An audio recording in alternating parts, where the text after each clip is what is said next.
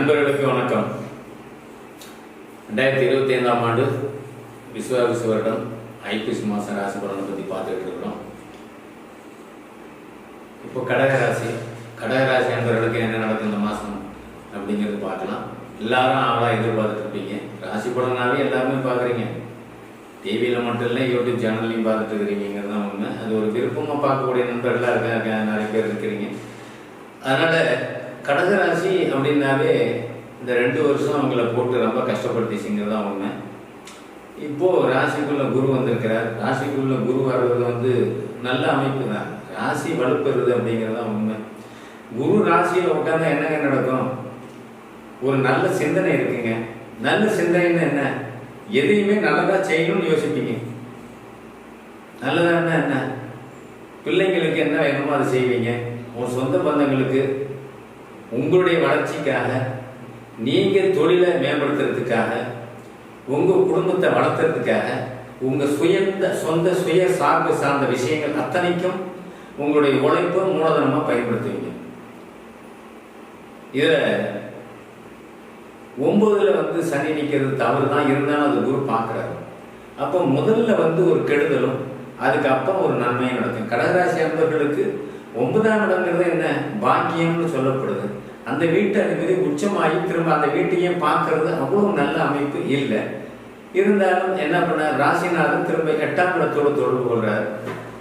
அப்படி பண்ணும்போது உங்களுடைய குழந்தைகள் விஷயத்தில், அது பருவ வயசில் இருக்கக்கூடிய குழந்தையா இருந்தால் கண்டிப்பாக அதன் மூலியமாக உங்களுக்கு ஒரு கெடுதல் நடக்கக்கூடிய அமைப்பு, ஒரு விரைய செலவுகள் நடக்கக்கூடிய அமைப்பு, ஒரு மன அழுத்தத்தை கொடுக்கக்கூடிய அமைப்பு, இது கண்டிப்பாக நடக்கும்.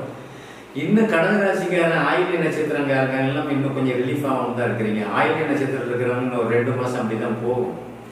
கடகராசி அப்படின்னாவே திசாபுத்தி அமைப்பில் கடுமையாக பாதிக்கப்பட்டவங்க, நிறைய விஷயங்களில் இழப்பை சந்திச்சிங்க. அசிங்கத்தை சந்திச்சிங்க, அவமானத்தை சந்திச்சிங்க, பண இழப்பை சந்திச்சிங்க. பணம் இழந்தோம், அதாவது மருத்துவ செலவு, ஹாஸ்பிட்டல் செலவு, ஒரு பொருள் மேலே போட்டு அந்த பணம் வரல, ஒருத்தனை கடன் கொடுத்து அந்த பணம் வரல, கடன் வாங்கி கடன் கொடுத்தீங்க, அந்த பணம் வரலங்கிற மன அழுத்தத்தில் ஜாஸ்தி இருப்பீங்க. அதே சமயத்தில் பசங்களுக்கு, பொண்ணுங்களுக்கு, பிள்ளைங்களுக்கு, உங்களுடைய குழந்தைகளுக்கு வேலை விஷயமா பணத்தை கட்டிருப்பீங்க. இதெல்லாம் முன்கூட்டியே நீங்கள் செஞ்ச வேலை. இது 2-3 வருஷத்துக்கு முன்னே செஞ்சுக்கிட்டு அந்த பணம் தான் வழியே வருமானு எதிர்பார்த்துட்டு இருப்பீங்க. இதில் நிறைய யோசிக்கிட்டு போய் அதுவும் பார்த்துருப்பீங்க. நான் பணம் இந்த மாதிரி கட்டினேங்க, 2-3 வருஷம் ஆச்சுன்னு அந்த பணம் இல்லை, வேலைக்காக கட்டினேன், என் பொண்ணுக்காக கட்டினேன், பையனுக்காக கட்டினேன். சில பேருக்கு படிப்பு ரீதியாக, கல்வி ரீதியாக பணத்தை கட்டி அவன் படித்து சரியாக படிக்கல, அந்த பணமும் போச்சு. அது பணம் வச்சுருந்தான். ஒரு பணத்தை கட்டுறீங்க நீங்கள் பிள்ளைங்க படிப்பு செலவுக்காக, அவன் படிக்காத ஃபெயிலாகி வர்றான். அப்படிங்கும்போது என்ன பண்ணலாம்? அந்த கட்டின பணம் வீணாவது இல்லை. வேலைக்காக பணத்தை கட்டுறீங்க, வேலையும் கிடைக்கல, அந்த பணமும் பண்ணல. அப்போ மன உளைச்சலுக்கு ஆளாகிறீங்கல்ல. இந்த மன உளைச்சல்லாம் ஏற்படுத்தின அமைப்பு 2 வருஷமா நடந்து முடிஞ்சிருச்சிங்க. ஆனால் இன்னுமே ஆயில்ய நட்சத்திரக்காரனுக்கு அது இருக்கு. சரி, இப்போ என்ன பண்ணுவோம்? 9ஆம் இடம். 9ஆம் இடம்ங்கிறது 9ஆம் இடத்துல சனி வரக்கூடாது. பாக்கிய ஸ்தானத்தில் சனி வர்றது தப்பு. பாக்கியங்கிறது என்ன? ஒரு பாக்கியம் அப்படிங்கிறது குழந்தைங்கிறது பாக்கியம். குழந்தை கிடைச்சா பாக்கியம் தான். பிள்ளைங்க பையங்க கல்யாணம் இருந்தால் அது ஒரு பாக்கியமான செய்யலாம். பாக்கியம் அதுதான் 1, 5, 9ன்னு சொல்கிறோம். ஜாதகம் அப்படிங்கிறது சாதாரண விஷயம் இல்லை. இது நல்லா இருந்தால் மட்டும்தான் நீங்கள் நல்லா இருப்பீங்க, உங்கள் குடும்பம் நல்லா இருக்கும், பிள்ளைங்க நல்லா இருக்கும். சில பேருக்கு கல்யாண விஷயத்தில் பருவ வயசில் இருக்கிற பையனுக்கு கல்யாணம் தடையாகி நின்று போகிற அமைப்பு, அதுதான் பாக்கியம் கெடுதுன்னு சொல்கிறோம். கல்யாணம் தடையாகி பேசி முடிச்சு நீங்கள் உறுதி பண்ணால் கூட தடையாகி போகிற இந்த மாதம் நீங்கள் கண்டிப்பாக அந்த அமைப்பில் கல்யாண விஷயத்தில் இந்த மாதம் புரட்டாசி, ஐப்பசி இந்த 2 மாதமே வேண்டாம் அப்படிங்கிறதான் நாங்கள் சொல்கிறோம். ஆக புரட்டாசியாக இருந்தாலும் சரி, ஐப்பசியாக இருந்தாலும் சரி, கல்யாண பேச்சுவார்த்தை நடத்திங்கன்னா கண்டிப்பாக கல்யாணம் நடக்காது. என்ன காரணம்? மொத்தத்தில் இங்கே நிறைய பேர் இந்த குரு பலம், அந்த பலம், இந்த பலம்லாம் சொல்கிறாங்க. குரு பலத்துக்கு இதுக்கு சம்மந்தமே கிடையாது. ஒரு கல்யாணம் நடக்கிறதுக்கு குரு பலம் அப்படின்னா தொழில் நடக்கிறதுக்கு என்ன பலம் சொல்லுவீங்க? இதெல்லாம் எந்த கருத்து கணிப்பின் அடிப்படையில் சொல்கிறாங்கன்னு எனக்கு தெரியல. ஜாதகத்தில் கல்யாணத்துக்கு கூடிய சுக்கிரன், அவர் நீச்சமாகி 3ல் மறைகிறாரு. சுக்கிரனுக்கு 3, 8ஆம் பாவம் தான் மறைவு.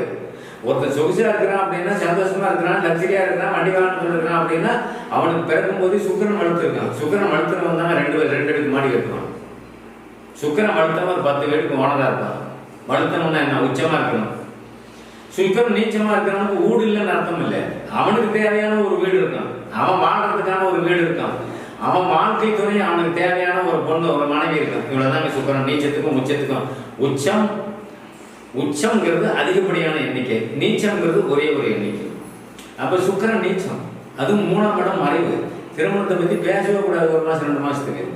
திருமணம் பண்ணலாம் முயற்சி பண்ணாலும் அது பேர் கையிடும். இதில் என்னென்ன 9 சனி இருக்கிறதுனால உடனே போய் பார்த்து உடனே சரிங்க நான் கொடுத்துறமே எல்லாம் பண்ணிடுறேன்னு சொல்லி பேச்சுவார்த்தை முடிஞ்சு கடைசியில் என்ன பண்ணுவாங்க, பத்திரிகைலாம் அடித்து கூட கல்யாணம் பண்ணிடுவாங்க.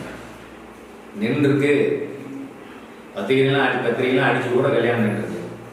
எனக்கு தெரிஞ்சு போய் நைட்டோட நைட்டாக எல்லாம் பேச்சுவார்த்தை பண்ணி உறுதி பண்ணி என்ன பொண்ணு கழுத்தில் 5 பொண்ணு நகையை போட்டு 8000 ரூபாய்க்கு கேக்கு வாங்கி வந்து அந்த பொண்ணுக்கு பர்த்டே கொண்டாடிட்டு இருந்தேன். அடுத்த நாள் நான் கட்டிக்க மாட்டேருந்துச்சு. என்ன காரணம்? சுக்கிரன் நீச்சம். அதை பார்த்து தான் நாங்கள் சொல்கிறோம். சுக்கிரன் நீச்சம் ஆகும்போது உங்களுக்கு அந்த திருமணம் போன்ற விஷயங்கள் என்ன ஒரு சொகுசு வாழ்க்கையை அனுபவிக்கக்கூடிய நிச்சயங்கள் இதெல்லாம் கண்டிப்பாக கிடையாது. சுக்கிரன் நீச்சமானால் நீ சொகுசு காரில் போனால் கூட அதை அடித்து தூளாக பண்ணிவிடும். ஏன்? சனி பார்க்குறாரு. சனி பார்க்கனாலே என்ன பண்ணுவார்? காலம் ஓடிப்பாருங்கிறது தான் விதி. சனி சுக்கிரனை பார்க்கும்போது திருமணம் பார்த்து பேசவே கூடாது, செய்யவும் முடியாது. பேசக்கூடாதுன்றதுலாம் அப்புறம் நீங்கள் ஒன்றுமே பண்ண முடியாது. 2 மாதத்துக்கு தசாபதி சாதகமாக இருந்தால் கூட தடங்கள் இருக்கும். கோச்சாரத்தில் என்ன கிரகங்கள் இப்படி ஓடுதோ அதை வச்சு தான் நீங்கள் உங்களுக்கு வாழ்க்கை சம்பவம் நடக்குங்கிறதான் உண்மை. அதனால் கோச்சார நிலையில் சுக்கிரன் கெட்டு போன காரணமான திருமண விஷயத்தை விட்டுருங்க. 9ஆம் அதிபதி உங்களுக்கு கடகத்துக்கு கடகராசிக்காரர்களுக்கு எல்லாமே 9ஆம் அதிபதி குரு உச்சம் ராசியிலே இருக்கார். அது இல்லைன்னு நான் சொல்ல. 9ஆம் வீட்டையே பார்க்குறாரு. உச்ச கிரகம் எனக்கு நன்மை செஞ்சுதான் நம்ம பார்த்ததே கிடையாதுங்க. உச்சம் அப்படின்னா அதனுடைய பொருளே வேற.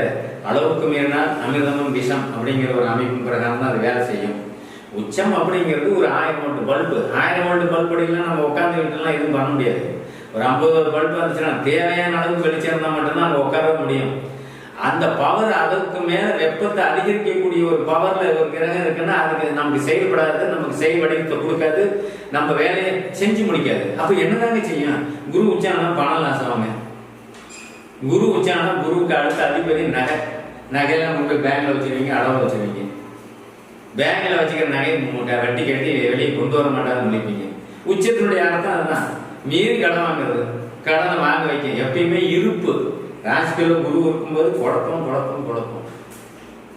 ஆனால் இதில் இன்னொரு விசேஷம், அடுத்தவனுக்கு என்ன ஐடியா கொடுத்தாலும் உங்களுக்கு எல்லா தொழிலும் தெரியும், ஆனால் செஞ்ச லாஸ் ஆவீங்க.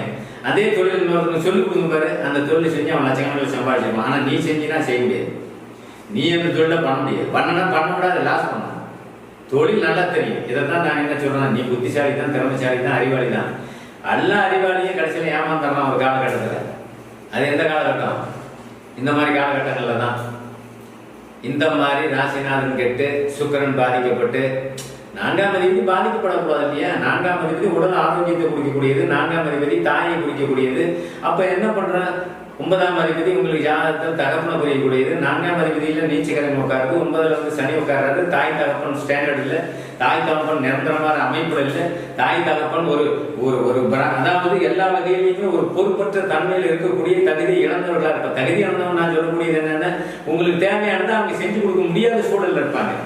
அவங்ககிட்ட காசு போனா இல்லைங்க, பெரிய வசதி வாய்ப்புலாம் ஒன்றும் கிடையாதுங்க, பெருசாக சொத்து சம்பாரிச்சு வைக்கலீங்க. அது அவங்க வந்து வாழ்க்கையில கஷ்டப்பட்டு உழைச்சி ஜீவனம் மட்டும்தாங்க பண்ணாங்க, சம்பாரிச்சு காலத்தை ஓட்டினாங்க, உங்களை வளர்த்துனாங்க, கஷ்டப்பட்டு சோறு தான் போட முடிஞ்சது, வேற ஒன்றும் பண்ண முடியல. படிக்க வைக்கிறதுலேயே சிக்கல் இருந்தது. இது எல்லாமே கடகராசிக்காரங்களுக்கு பெரும்பாலானவர்களுக்கு நடந்ததுங்கிறது தான் உண்மை.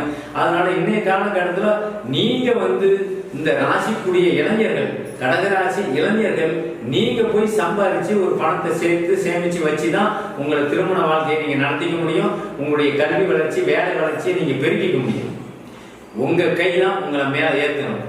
தாய் தகப்பனால் எதுவும் முடியாது. அந்த நிலை இங்கே இல்லை. அதனால பெரும்பாலான கடகராசிக்காரனுடைய தாய் தந்தையர்கள் பணம் இருந்தாலும் திருமணத்தை பண்ணி வைக்க முடியாது, பணம் இல்லைன்னாலும் பண்ணி வைக்க முடியாது. எல்லாம் நீயே தான் பார்த்துக்கணும், செஞ்சுக்கணுங்கிறது தான் அங்கே உண்மை. ஆக நிறைய பேருடைய கேள்வி என்ன அப்படின்னா, எனக்கு சனி ஆட்சியில் இருக்குது, குரு உச்சத்தில் இருக்குது, ஆட்சி உச்சம் பெற்றால் நல்லது செய்யும் அப்படிங்கிற அர்த்தமே கிடையாதுங்க. ஒருத்தன் எம்எல்ஏவா மந்திரியா இருந்துடுறான், என்ன உச்சங்கிறதுக்கு அதான் அர்த்தம். அவன் எல்லாம் நல்லதே செஞ்சிருவாங்கிறதுலாம் கிடையாது. எத்தனை எம்எல்ஏ எத்தனை மந்திரி நல்லது செய்யலாம், எவனும் கிடையாது, சும்மா. அதனால உச்சகிரகம் நல்ல பலனை தராது. சனி உச்சம் பெற்றால் தன்னுடைய தன்மையை செய்யும். அவருடைய தன்மை என்ன? சனி உச்சம் பெற்றுச்சுன்னா கடன் கொடுக்கும், நோயை கொடுக்கும், அசிங்கமான ரோட்டை தெரிய வைக்கும். இதுதான் சனியினுடைய வேலை. குரு உச்சம் பெற்றால் நல்ல தன்மை உண்டு, நல்ல புத்திசாலித்தனம் உண்டு. அதனால கிரகங்கள் இன்னைக்கு சாதகமற்ற நிலையில் இருக்குது. திருமணம் போன்ற விஷயங்கள் நீங்க வந்து பண்ண முடியாத ஒரு அமைப்புல இருக்குது. ஒரு 2 மாதத்துக்கு பொறுமையாக இருங்க. அதுக்கப்புறம் எதாக இருந்தாலும் நீங்கள் முடிவெடுக்கலாம். தொழில் போன்ற விஷயங்கள் கொஞ்சம் நலிவடைஞ்சிருக்கு. இதெல்லாம் நீங்கள் எச்சரிக்கையாக பார்த்து நகர்த்தணும். பணத்தை யார்கிட்டையும் கொடுத்து ஏமாத்துறாதீங்க. நன்றி, வணக்கம்.